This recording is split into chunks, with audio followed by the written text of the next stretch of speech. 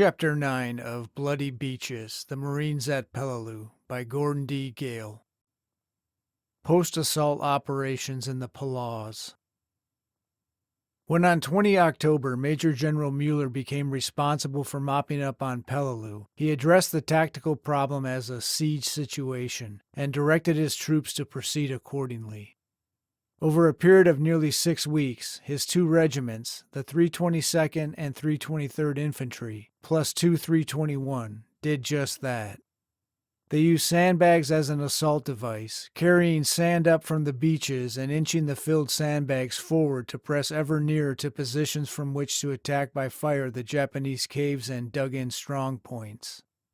They made liberal use of tanks and flamethrowers, even improving upon the vehicle-mounted flamethrower. They thrust a gasoline pipeline forward from a road-bound gasoline truck, thereby enabling them, with booster pumps, to throw napalm hundreds of feet ahead into Japanese defensive areas. Noting the effectiveness of the 75mm pack howitzer which the Marines had wrestled up to Hill 140, they sought and found other sites to which they moved pack howitzers, and from which they fired point-blank into defending caves. To support their growing need for sandbags on ridgetop foxholes, their engineers strung high lines to transport sand and ammo and rations up to such peaks and ridgetops. Notwithstanding these deliberate siege tactics, the 81st Troops still faced death and maiming as they ground down the bitter and stubborn Japanese defenses. The siege of the Umabrogel Pocket consumed the full efforts of the 81st Division's 322nd RCT and 323rd RCT, as well as two 321, until 27 November 1944, D plus 73. This prolonged siege operation was carried on within 25 miles of a much larger force of some 25,000 Japanese soldiers in the northern Peleliu. Minor infiltrations aside, those Japanese were isolated by U.S. Navy patrols and by regular bombing from Marine Aircraft Group 11, operating from Peleliu. Difficult and costly as the American advances were, the Japanese defenders in their underground positions had a similarly demanding and even more discouraging situation. Water was low. Sanitation was crude to non-existent, rations were short, and ammunition was even scarcer. As time wore on, some of the Japanese, when afforded opportunity, chose to leave their defenses and undertake futile, usually suicidal night attacks. A very few succeeded in being captured. Toward late November, even Major General WWII apparently came to this point of view. Still not in command, he nevertheless proposed, in a radio message to Lieutenant General Inoue on Koror, a banzai finale for their prolonged defense. But General Inoue turned down the proposal. By this time, Nakagawa's only exterior communications were by radio to Koror. As he had anticipated, all local wire communications had been destroyed. He had issued mission orders to carry his units through the final phase of defense. As the tanks and infantry carefully pressed their relentless advances, the 81st Division's engineers pressed forward and improved the roads and ramps leading into or toward the heart of the Japanese final positions. This facilitated the tank and flamethrower attacks to systematically reduce each cave and position as the infantry pushed its sandbag foxholes forward. On 24 November, Colonel Nakagawa sent his final message to his superior on Koror. He advised that he had burned the colors of the 2nd Infantry Regiment. He said that the final 56 men had been split into 17 infiltration parties to slip through the American positions and to attack the enemy everywhere. During the night of 24 to 25 November, 25 Japanese, including 2 officers, were killed. Another soldier was captured the following morning. His interrogation, together with post-war records and interviews, led to his conclusion that Colonel Nakagawa and Major General WWII died in the CP in ritual suicide. The final 2-day advance of the 81st Division soldiers was truly and literally a mopping-up operation. It was carefully conducted to search out any hold-up opposition. By midday on 27 November, the north-moving units, guarded on the east by other Army units, met face-to-face with the battalion moving south, near the Japanese CP later located. The 323rd's commander, Colonel Arthur P. Watson, reported to General Mueller that the operation was over. Not quite. Marine air on Peleliu continued to attack the Japanese positions in Khor and Babelthwap, joining the patrolling Navy units in destroying or bottling up any remaining Japanese forces in the northern Peleliu. A late casualty in that action was the indomitable Major Robert F. Cowboy Stout, whose VMF 114 had delivered so much effective air support to the ground combat on Peleliu. The stubborn determination of the Japanese to carry out their emperor's war aims was starkly symbolized by the last 33 prisoners captured on Peleliu. In March 1947, a small Marine Guard attached to a small naval garrison on the island encountered unmistakable signs of a Japanese military presence in a cave in the Umerbrogel. Patrolling in ambushes produced a straggler, a Japanese seaman who told of 33 remaining Japanese under the military command of Lieutenant Tadamichi Yamaguchi. Although the straggler reported some dissension within the ranks of that varied group, it seemed that a final banzai attack was under consideration. The Navy garrison commander moved all Navy personnel and some 35 dependents to a secure area and sent to Guam for reinforcements and a Japanese war crimes witness, Rear Admiral Michio Sumikawa. The admiral flew in and traveled by jeep along the roads near the suspected cave positions. Through a loudspeaker, he recited the then-existing situation. No response. Finally, the Japanese seamen who had originally surrendered went back to the cave armed with letters from Japanese families and former officers from the Peleliu, advising the holdouts of the end of the war. On 21 April 1947, the holdouts formally surrendered. Lieutenant Yamaguchi led 26 soldiers to a position in front of 80 battle-dressed Marines. He bowed and handed his sword to the American naval commander on the scene. Was the seizure of Peleliu necessary? Costs versus benefits. What advantages to the United States war effort grew from the conquest of Peleliu? It assured absolute domination of all the Peleliu, thereby adding, marginally, to the security of MacArthur's right flank as he continued westward, then northward from New Guinea into his Philippines campaign. Within the Peleliu group, it destroyed facilities which survived Admiral Mark A. Mitscher's devastating strike of March 1944.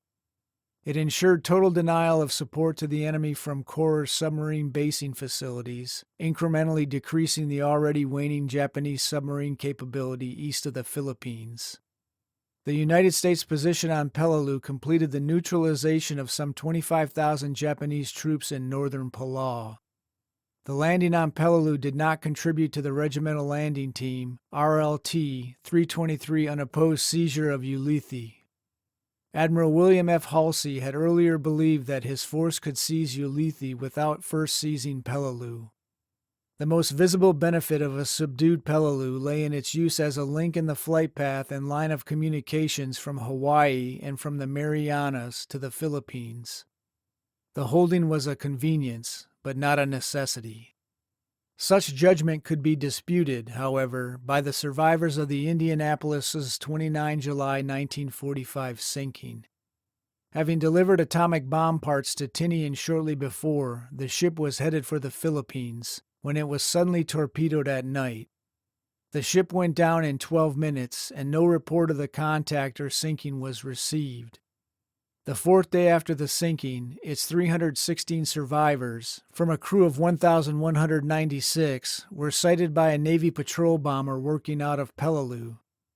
The sighting led directly to their rescue, and most certainly would not have occurred but for American occupation of Peleliu. What did the seizure of Peleliu cost? Marine casualties numbered 6,526, including Navy corpsmen and doctors, of whom 1,252 were killed. The 81st Division totaled 3,089 casualties, of whom 404 were killed in action. Total U.S. troop casualties was 9,615 for Peleliu, Angaur, and Nisibis, with 1,656 dead. By inflicting that many casualties, the Japanese were successful in implementing their long-standing delay and bleed strategy. The actions cost them an estimated 10,900 casualties, all but a tiny fraction killed. Just 202 prisoners of war were captured, only 19 of whom were Japanese military, 7 Army, 12 Navy. The others were laborers, largely Korean. Among the Japanese military defenders, less than 2 per thousand were captured. The costs at Peleliu held warnings aplenty for the remaining Allied operations to be conducted across the Pacific to Japan. Even with total local air and naval superiority, with lavish naval gunfire and bombs, with the dreaded napalm weaponry, and with a 4-to-1 troop superiority, the seizure of Peleliu consumed 1 American casualty and 1,589 rounds of heavy and light troop ammunition for each single Japanese defender killed or driven from his prepared position. A few months later, the attacks on Iwo Jima and Okinawa would confirm this grim calculus of war against determined Japanese defenders, ably led in prepared defenses. The question of whether the Peleliu operation was necessary remains moot, even today, some 52 years after the 1 September 1944 landing. The heroism and exemplary conduct of the 1st Marine Division, its Marines and Navy corpsmen, and the soldiers of the 81st Infantry Division on that miserable island is written in the record. But there is an enduring question of whether the capture of Peleliu was essential, especially in view of Admiral William F. Halsey's recommendation through Admiral Nimitz to the Joint Chiefs of Staff on 13 September 1944, 2 days before D-Day, that the landing be canceled. By that time, it was too late, and Peleliu was added to the long list of battles in which Marines fought and suffered and prevailed. Sidebars. Tom Lee's paintings. Tom Lee, the artist of the paintings which illustrate this pamphlet, wrote of his experiences on Peleliu in Battle Stations, published in 1988 by Still Point Press in Dallas. Some of the sketches from this book were reproduced with commentary in Volume 14, Number 2 of Discovery, a journal published by the University of Texas at Austin. In this issue, James Jones, author of From Here to Eternity, wrote, "Lee was one of the artists put in the field by life. Various of his works appeared in the magazine, and up until the time he went into Peleliu, most of them could be pretty well classified as excellently done but high-grade propaganda. There was very little American blood, very little tension, very little horror. Mostly, it was what could be called the Bravo America and This Is Your Boy type of war art. His almost photographic style easily lent itself to that type of work.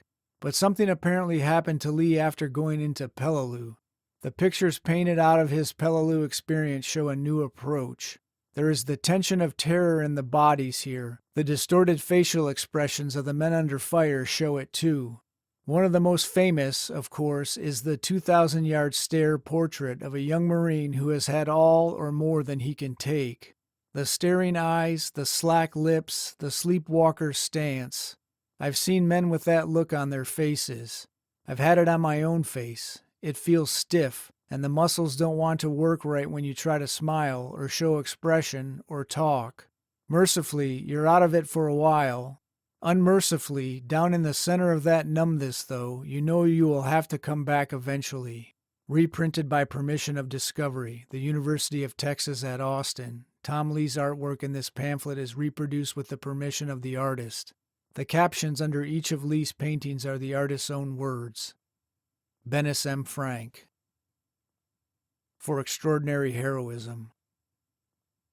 The Secretary of the Navy awarded the Presidential Unit Citation to the 1st Marine Division and its reinforcing organizations for extraordinary heroism in action against enemy Japanese forces at Peleliu and Nisibis from September 15 to 29, 1944. In addition, Marine Aircraft Group 11 and the 3rd 155mm Howitzer Battalion were awarded the Navy Unit Commendation. On an individual basis, 69 participants in the battle for Peleliu were decorated with the Navy Cross, the second senior-most combat award in the naval service. The nation's highest award, the Medal of Honor, was presented to 8 Marines in the fight for Peleliu. 5 were decorated posthumously. Corporal Lewis K. Bossell, USMC 15, posthumous. Private First Class Arthur J. Jackson, USMC 37. Private First Class Richard E. Krause, USMCR, 8th Amphibian Tractor Battalion, posthumous. Private First Class John D. New, USMC 27, posthumous. Private First Class Wesley Phelps, USMCR 37, posthumous. Captain Everett P. Pope, USMC 11. Private First Class Charles H. Roan, USMCR 27, posthumous. And First Lieutenant Carlton R. Rowe, USMCR 15. End of Chapter 9. End of Bloody Beaches, The Marines at Peleliu by Gordon D. Gale. Read by Aaron Bennett.